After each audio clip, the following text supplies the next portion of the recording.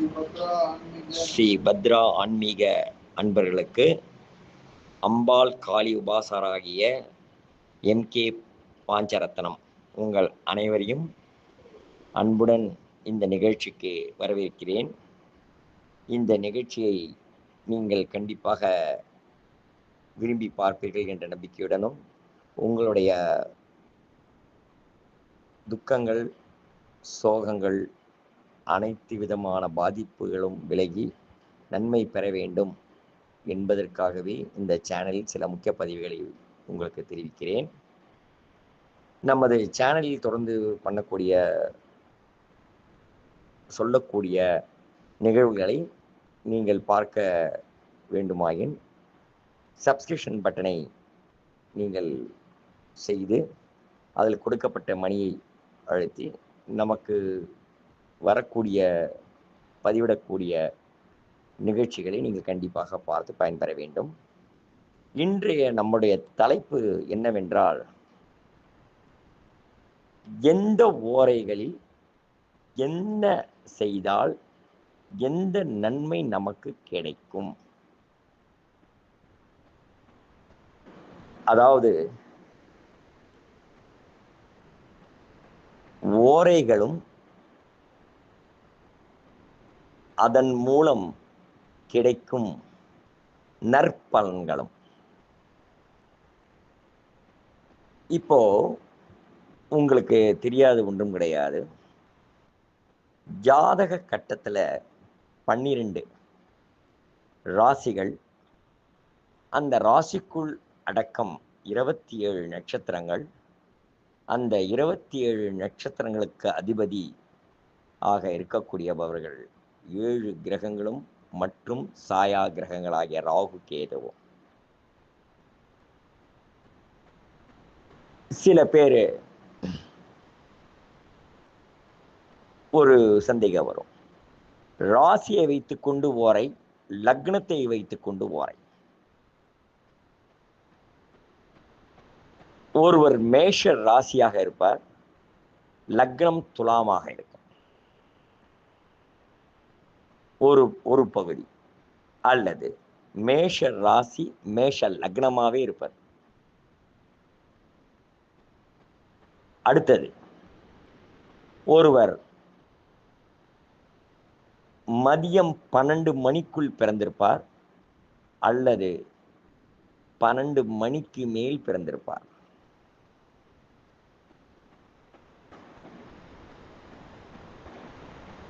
உங்களுக்கு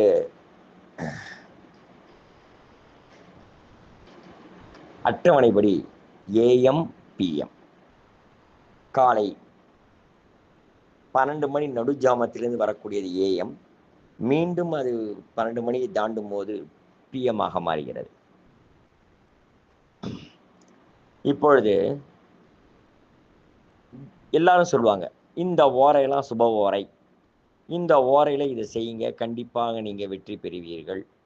இந்த ஓரையில பார்த்து பண்பவர்களுக்கு எந்த விதமான பாதிப்புகளும் வராது, இது நன்மைதான் தரும்.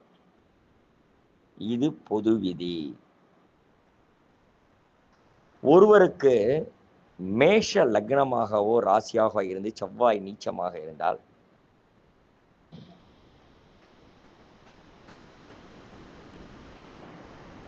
அந்த ராசிக்கும் லக்னத்துக்கும் உடையவன் நீச்சத்தை பெற்றால் அந்த ஓரை சித்திக்காது. ரிஷப ராசிக்கும் துலா ராசிக்கும் சுக்கிரன் நீச்சமாக இருந்தால் சுக்கிர ஓரை சுப ஓரையாக இருந்தாலும் அவர்களுக்கு பயன்படாது. தனுசுக்கும் மீனத்துக்கும் குரு நீச்சமாக இருந்தால் அந்த குரு ஓரை பயன்படாது. மகரத்துக்கு கும்பத்துக்கும் சனி பகவான் நீச்சமாக இருந்தால் சனி ஓரை பயன்படாது. கடகத்துல சந்திரன் நீச்சமாக, அந்த ராசிக்கு உண்டான சந்திரன் நீச்சமாக இருந்தால் சந்திர ஓரை பயன்படாது. ஆக ஓரைகளில் எடுக்கும் பொழுது நமது ஜாதகத்துல எந்த கிரகம் வலுப்பெற்று இருக்கிறது, சுப அசுப ஓரைகள்.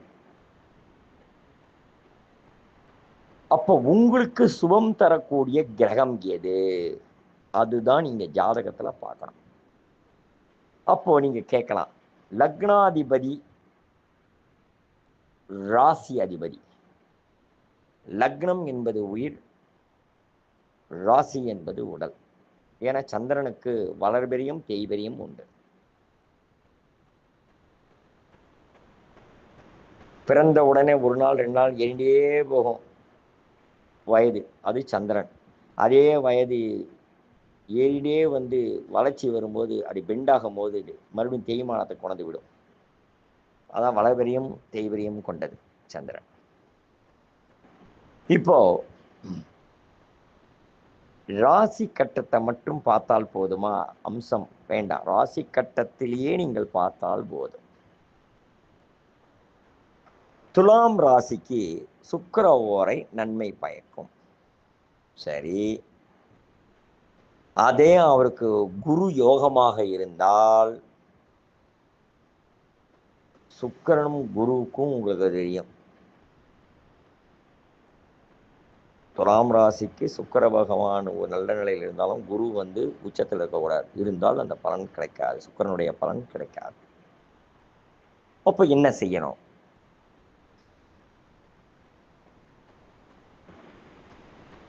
வெள்ளிக்கிழமையில் வரக்கூடிய அந்த நாளுக்கு உண்டான சுக்கிரனை நீங்கள் தேர்ந்தெடுக்க வேண்டும்.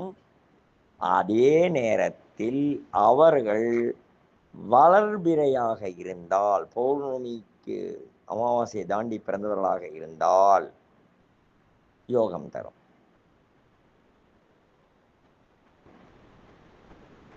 சுக்லபட்சம், கிருஷ்ணபட்சம், அவர்களுக்கு குரு என்ன, அந்த குருவோரை அவர்களுக்கு ஆக்டிவேட் உச்சமாக இருக்குமா, ஏன் அது என்னைக்கு பயன்படும் அவர்களுக்கு? அன்னைக்கு வியாழக்கிழமையில குரு ஓரை இவர்களுக்கு பயன்படும், சுக்கிர ஓரை பயன்படாது. இதுதான் கான்செப்ட். குரு என்னைக்கு ஆக்டிவேட் ஆகும்? வியாழக்கிழமை 10%. அப்போ குருக்கு தான் அந்த இடம். அன்னைக்கு சுக்கிர ஓரை இவர்களுக்கு பாசிட்டிவா இருந்தாலும் அது ஈடுபடாது. அதே வெள்ளிக்கிழமையில சுக்கிர ஓரை பலம் பெறும்போது செய்தால் குரு ஓரை அந்த பாசிட்டிவ் கொடுக்காது. இது எப்படி நான் சொன்னேன், லக்னாதிபதி ஆரோக்கியத்துக்கு இந்த சுக்கிர ஓரைகள் பயன்படும். லக்னத்துக்கு எது உச்சம் எது நீச்சம் என்று, ராசிநாதனுக்கு அன்றைய நிகழ்வுகளுக்கு பயன்படும். பணம் கொடுக்கல் வாங்கல், ஒரு உத்தியோகத்தை செய்து, உடல் சம்பந்தப்பட்ட அனைத்துக்கும் அது பொருந்தும். லக்னம் என்பது நிரந்தரத்தன்மை, அதாவது நிரந்தரமான தன்மைக்கு பயன்படும். ஒரு வீடு வாங்கணும் அப்படின்னு வச்சுக்கோங்க, லக்னம் எப்படி இருக்கிறது? ஏன்னா அது நிரந்தரம். இந்த லக்னத்துக்கு உண்டானபவன் எப்படி இருக்கிறார்?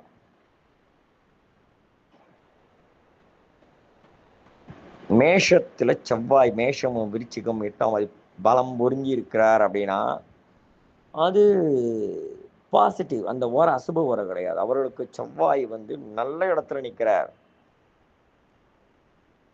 அப்போ சனி வந்து ஆக்டிவேட் பண்ண முடியுமா? பண்ண முடியாது.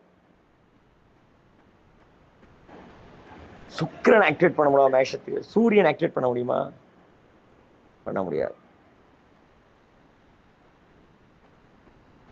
புதன் ஆக்டிவேட் பண்ணா பலன் கிடைக்குமா? கிடைக்காது. ஆக லக்னாதிபதி என்பது ஒரு நிரந்தரமான பொருள்கள் செய்வதற்கான ஓரை. அது அன்றாட ஒரு விஷயங்களுக்கு ஒரு காரியத்தை எடுத்து ஒரு முயற்சி எடுத்து ஆரம்பிக்கலாமா, அதுக்கு அது. ஆனால் வீடு வாங்குவதற்கு, ரிஜிஸ்டர் பண்ணுறதுக்கு அந்த நேரங்கள் எல்லாமே லக்னத்துக்கு உண்டானதை வைத்து நீங்கள் ஓரைகளை கணக்கிட்டால் அது உங்களுக்கு நல்ல விதத்தில் ஒரு சிறத்தன்மையை கொடுக்கும். அதெல்லாம் ஒரு நாளைக்கு ஒரு வாரம் கொடுக்கறது. இந்த வாரம் உங்களுக்கு நல்லா இருக்கும். இந்த 8லேருந்து 9 காலை முதல் உரைகள் எல்லாம் அந்த கிழமை உரைகள் எல்லாருக்கும் அந்த உரைகள் செட் ஆகாது. அவர்களுக்கு அந்த கிரகத்திலே சாரம் வரும்போது தான் செட் ஆகும். ஆனால் இந்த கட்டத்தில் நீங்க பார்க்கணும், எந்த கிரகம் நமக்கு உச்சம், ஆட்சி, இது எப்படி இருக்கிறது? எது நீச்சம் பகை இருக்கிறது?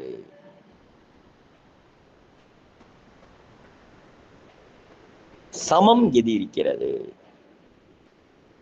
இதை பார்த்து அது ஏற்றது போல் இந்த ஓரைகளை நீங்கள் அந்தந்த கிழமைகளில் அந்தந்த நேரங்களில் பயன்படுத்தினால் மிக நல்லது. இதை வைத்துக்கொண்டு நிச்சயமாக உங்களுக்கு ஒரு நல்ல திருப்புமுனை ஏற்படும். கண்டிப்பாக நீங்கள் முயற்சி பண்ணுங்கள். இப்பொழுது சந்திர கிரகணம் ஞாயிற்றுக்கிழமை மதியம் முதல் திங்கட்கிழமை 3:20 வரை இருக்கிறது. அந்த நேரத்தில் நீங்கள் எந்த கோரிக்கைகளை நினைத்து இறைவனை வழிபடுகிறீர்களோ நிச்சயமாக அந்த நேரத்தில் அந்த கோரிக்கைகள் உங்களுக்கு கண்டிப்பாக கை கொடுக்கும். மனதில் தியானம் பண்ணிக்கோங்க. உங்கள் இஷ்ட தெய்வங்களை நினைத்து கொண்டு பண்ணாலே போதும். தியானம் பண்ணாலே போதும். மனசு உள்ள விளக்கேற்றி மனசு உள்ள அந்த கிழமைகளை அந்த கோரிக்கைகளை வைத்து எனக்கு நிறைவேற்றி என்று தொடர்ந்து நீங்கள் ஒரு குறைந்தபட்சம் 54 முறை அல்லது 108 முறை அதை சொல்லி அந்த தெய்வத்தை பெயரை சொல்லி இந்த கோரிக்கை நிறைவேற்றி என்று சொல்லி வணங்கி வேண்டினாலே நிச்சயமாக உங்களுக்கு நல்ல ஒரு மாற்றம், வளர்ச்சி, ஏற்றம், முன்னேற்றம், வெற்றி எல்லாமே கிடைக்கும் என்பதை கூறி உங்களிடமிருந்து விடைபெறுகிறேன். MK பாஞ்சரத்னம் அம்பாள் உபாசகர். உங்களுக்கு தொடர்ந்து எங்களால் என்ன உதவி உங்களுக்கு செய்து வாழ்க்கையில் வளம் பெற செய்ய முடியுமோ நிச்சயமாக நிகழ்ச்சி மூலம் தெரிவித்து உங்களுக்கு உதவுகிறோம் என்பதை கூறி விடைபெறுகிறேன். கீழே கொடுக்கப்பட்டுள்ள எண்ணுக்கு நீங்கள் தொடர்பு கொண்டு பேசலாம் அல்லது டிஸ்கிரிப்ஷன் பார்த்துக்கொள்ளலாம். நாங்கள் போடும் பதிவுகளை சப்ஸ்கிரிப்ஷன் செய்து பக்கத்தில் கொடுக்கப்பட்ட கிளிக் பட்டனை அழுத்தி பண்ணிக்கொண்டால் நாங்கள் கொடுக்கக்கூடிய அனைத்து விதமான முக்கிய நிகழ்வுகளும் உங்களுக்கு வந்து சேரும் என்பதை கூறி விடைபெறுகிறேன். நன்றி. மீண்டும் சந்திப்போம் விரைவில்.